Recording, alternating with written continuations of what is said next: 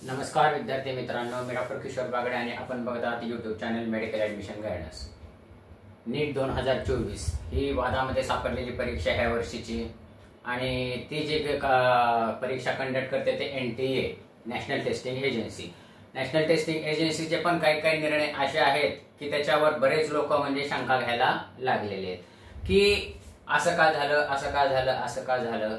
तर आजचा आपल्या व्हिडिओचा विषय आहे NTA चुका मागून चुका करू नयेत, हे आपले म्हणणं आहे NTA साठी।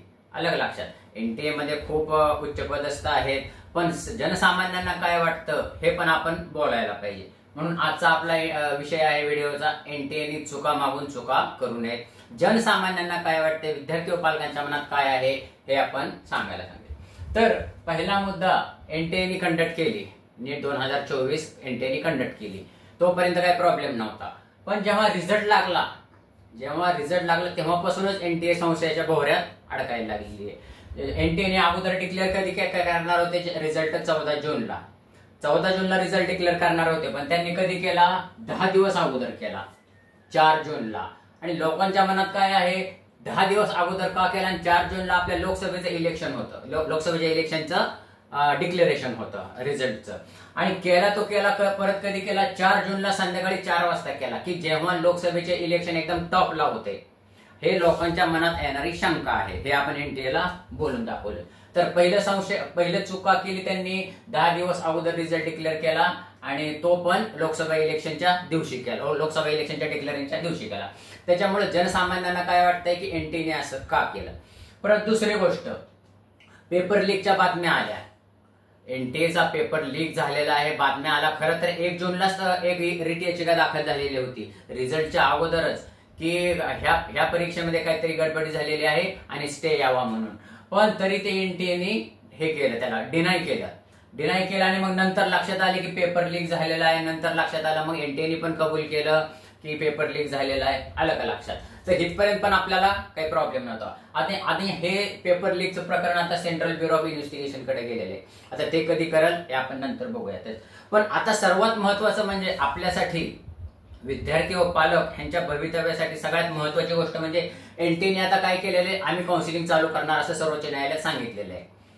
सर्वोच्च न्यायालयाने त्यांना काय सांगितलं आहे की काउन्सिलिंग आम्ही चालू करणार आहे, त्याच्या टेंटेटिव्हली डेट्स पण दिलेल्या आहेत। पण त्याच्यामध्ये अजून एक टिप काय सांगितलेली आहे, काउन्सिलिंगच्या दरम्यान किंवा नंतर एखादा स्टुडंट जर डिबार लक्षात आला की ह्यांनी माल प्रॅक्टिस करून ऍडमिशन घेतलेले आहेत, माल प्रॅक्टिस करून मार्क मिळवलेले आहेत, तरी त्या स्टुडंटला डिबार करण्यात येईल। हे चांगलं आहे, पण ते इतर मुलांवर कसं अन्यायकारक आहे हे आपण बघूया आता ह्या व्हिडिओमध्ये। परत एकदा ऐका, NTA काय सांगितलेलं आहे, माननीय सर्वोच्च न्यायालयामध्ये आम्ही काउन्सिलिंग चालू करणार आहोत आणि काउन्सिलिंगच्या दरम्यान किंवा काउन्सिलिंग नंतर पण जे स्टुडंट आम्हाला लक्षात येईल की डिबार झाले, हे आहेत, माल प्रॅक्टिस करून मार्क मिळवलेले आहेत किंवा कॉपी करून मार्क मिळवलेले आहेत, अशा मुलांना डिबार करणार। हे NTAच्या दृष्टीने, सगळ्यांच्या दृष्टीने बरोबर आहे।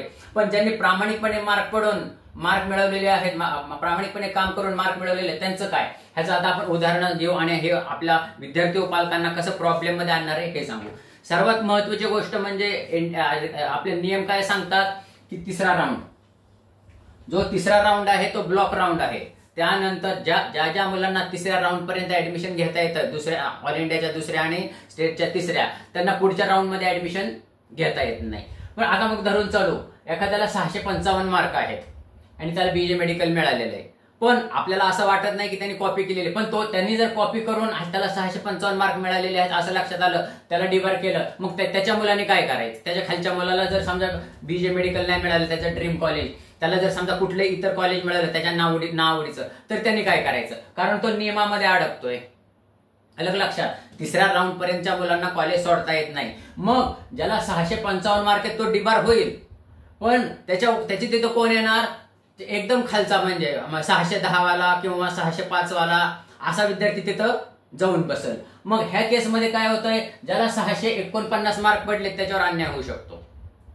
आलं का लक्षात, म्हणजे ज्याला 649 मार्क मिळालेत त्याला BJ मेडिकल मिळत नाही, पण ज्याला 610 मार्क मिळाले त्याला BJ मेडिकल मिळू शकतं। आलं लक्षात। परत दुसरी गोष्ट लक्षात घेऊ, जर समजा गव्हर्नमेंट कॉलेज 620 ला क्लोज झालं, मग 619 पासून सेमी गव्हर्नमेंटला मुलं घ्यायला चालू करणार। पण 620च्या वरती जर काही कॉपी करून पास झालेले मुलं असतील धरून चालू 620च्या वरती 5 मुलं कॉपी करून केलेले सापडले. मग ह्या 5 जागा व्हॅकंट होणार. मग ह्या 5 जागा कोण भरणार आणि कशा भरणार? तर ज्यांना खूप कमी मार्क आहेत त्यांना ते लक्षात येणार, त्यांना ते जागा भराव्या लागणार. म्हणजे ज्यांना 619 मार्क पडलेत त्यांना गव्हर्नमेंट मेडिकल कॉलेज मिळणार नाही, पण ज्यांना 590 आहेत, 595 आहेत त्यांना गव्हर्नमेंट मेडिकल कॉलेज मिळणार. हे विद्यार्थी व पालकांना हानिकारक नाही का? हे सगळ्यांनी विचार करायला पाहिजे. खूप महत्वाचा विषय, नीट समजून घ्या. आणि ह्याच्यामध्ये परत तिसरी गोष्ट, 350 मार्काचा विचार करू. 350 मार्कवाल्याला सेमी गव्हर्नमेंट BAMS मिळालं. 350 वाल्याला सेमी गव्हर्नमेंट BAMS मिळालं आणि त्याच्या खाली मिळालं नाही. मग तो काय करणार? तो रिपीट करणार किंवा इतर BHMS ला किंवा तो इंजिनिअरिंगकडे जाणार, तो त्याच्या पद्धतीने जाणार. पण त्याच्या 350च्या वर ज्यांनी कॉपी केलेले आहेत ते जर नंतर लक्षात आलं तर मग त्यांच्या खालच्या मुलांचं काय करायचं? म्हणजे 349 वाल्याला मिळणार नाही, पण 320 वाल्याला, 310 वाल्याला असे मिळणार. म्हणजे ज्यांना मेरिटमध्ये मुलं आहेत, ज्यांनी कष्ट करून मार्क मिळवलेले आहेत, त्याच्यावर काही प्रमाणात अन्याय होण्यासारखं हे जर NTA जे काही हे काढलेलं आहे, नोटीस काढलेली की आम्ही काउन्सिलिंग गडबडीत सुरू करू, तर हे असा अन्यायकारी आहे. परत पुढची गोष्ट, जर CBIचा म्हणजे सेंट्रल ब्युरो ऑफ इन्व्हेस्टिगेशनचा रिझल्ट जर 6 महिन्यांनी आला तर काय करणार? हा पण एक मुद्दा आहे मित्रांनो. जर सेंट्रल ब्युरो ऑफ इन्व्हेस्टिगेशनचा रिपोर्ट जर 6 महिन्यांनी आला आणि त्याच्यामध्ये लक्षात आलं की 300 ते 400 मुलं डिफॉल्ट आहेत, तेव्हा लक्षात आलं 300 ते 400 मुलं डिफॉल्ट आहेत आणि समजून आलं की 500 मुलांच्या जागा व्हॅकंट झाल्या, मग त्या 500 जागा व्हॅकंट भरणार कशा? हा पण मुद्दा आहे. मग 500 मुलांवर अन्याय होण्यासारखा नाही का? हा नीट विषय लक्षात घ्या. कारण हे म्हणजे ज्यांनी कष्ट करून मार्क मिळवले त्याच्यावर अन्यायकारक हा NTA हे आहे की काउन्सिलिंग आम्ही लवकर चालू करणार आणि ज्या दरम्यान काउन्सिलिंगच्या दरम्यान किंवा काउन्सिलिंग तर जे काही मुलं डिफॉल्ट आहेत त्यांना डिबार करणार. हे एके ठिकाणी ठीक आहे, पण असे प्रॉब्लेम येऊ शकतात असं आमचं म्हणणं आहे. तर NTA ला आमची विनंती आहे की त्यांनी आता सरळ व्यवस्थितपणे इन्व्हेस्टिगेशन करायला, सेंट्रल ब्युरो ऑफ इन्व्हेस्टिगेशनला त्यांनी वेळ द्यावा की इतका वेळ तितका वेळ, कारण त्याच्यामध्ये त्यांनी हे प्रमाणात क्लिअर करावं की इतक्या मुलं डिफॉल्ट आहेत आणि ते डिफॉल्ट व्यवस्थित करावे आणि त्यांना डिबार करावं, मगच काउन्सिलिंग चालू करावं. गडबडीत जर काउन्सिलिंग चालू केलं तर पुढे प्रॉब्लेम येऊ शकतो आणि ज्यांनी प्रामाणिकपणे काम करून मार्क मिळवलेला आहे त्यांच्यावर अन्याय होतो असं आम्हाला वाटतंय, जनसामान्यांना वाटतंय. ही आमची NTA ला विनंती आहे. MMC ला म्हणजे मेडिकल काउन्सिलिंग कमिटीला पण विनंती आहे की त्यांनी काउन्सिलिंग स्टार्ट करायची खूप गडबड करू नये. कारण काउन्सिलिंग स्टार्ट केलं आणि त्या दरम्यान किंवा खूप नंतर जर असं लक्षात आलं की बऱ्याच विद्यार्थ्यांनी 300 ते 400 विद्यार्थ्यांनी कॉपी करून पास झालेले आहे आणि तसे एव्हिडन्सेस आलेले आहेत, म्हणून आपण म्हणतो.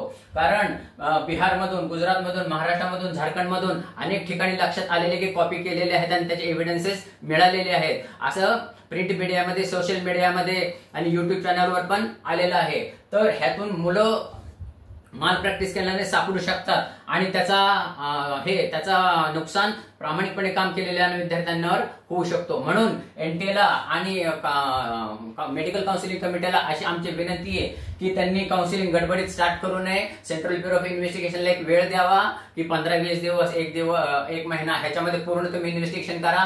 ज्यांनी काही कॉपी करून मुलं पास झालेले आहेत, ज्यांनी कॉपी करून मार्क मिळवलेले आहेत त्यांना डिबार करा. दूधचं दूध होईल, पाणीचं पाणी होईल आणि नंतर काउन्सिलिंग चालू करा. हे खूप हितावह ठरणार आहे. हे पालकांनी, विद्यार्थ्यांनी हे लक्षात घ्यावं. आणि तुम्हाला काय वाटतं ह्याची कॉमेंट 100% ह्याचे लिहा, कारण हे सगळ्या जनमानवाला कळणार आहे. तुमची एक कॉमेंट खूप महत्वाची ठरणार आहे. तर एवढं सांगण्यासाठी आज तुमच्याकडे आला होतो. हा खूप विषय महत्वाचा आहे. यावर अशाच माहितीपूर्ण व्हिडिओसाठी ह्या चॅनलला सबस्क्राईब करा, कारण हा चॅनल तुम्हाला मेडिकल ऍडमिशन संपेपर्यंत तुमच्या मदतीला येणार आहे. एवढं बोलून आजचा विषय थांबवतो. जय हिंद, जय महाराष्ट्र.